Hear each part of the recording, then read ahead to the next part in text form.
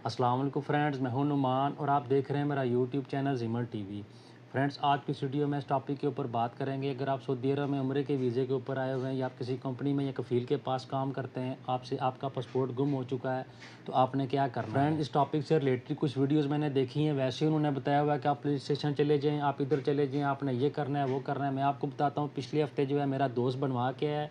मैं आपको बताता हूँ कि आपने क्या करना है। सबसे पहले आपने अपने इकामे की कॉपी करवा लेनी है।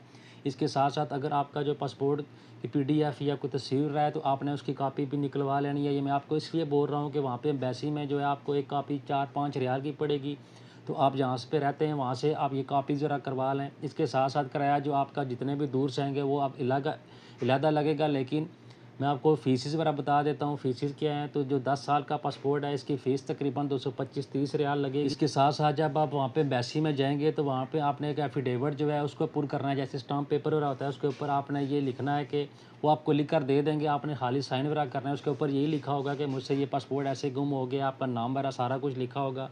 इसके अलावा कोई डॉक्यूमेंट्स नहीं चाहिए। इस सारे जो एफिडेविट वगैरह है, इसके तकरीबन 25-30 रियाल लगेंगे। तो जैसे मोटा मोटा अगर करें तो तकरीबन आपके 350-400 रियाल लग जाएगा।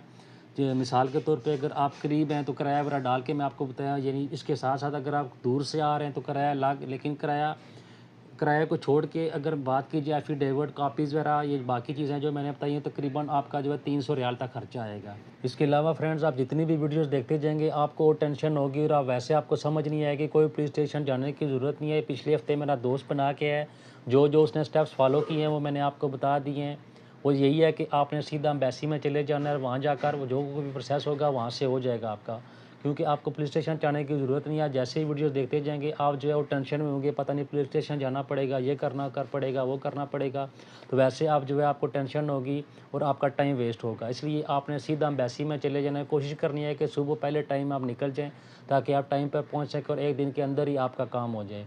उम्मीद करता हूँ छोटी सी मालूमाती वीडियो आप लोगों को पसंद आई होगी। अगर वीडियो अच्छी लगे तो उसे लाइक करें और किसी भी किस्म का कोई सवाल हो तो नीचे कमेंट सेक्शन में मुझसे लाजमी पूछें, मैं आपको उसका रिप्लाई करूँगा। Thanks for watching this video. Allah.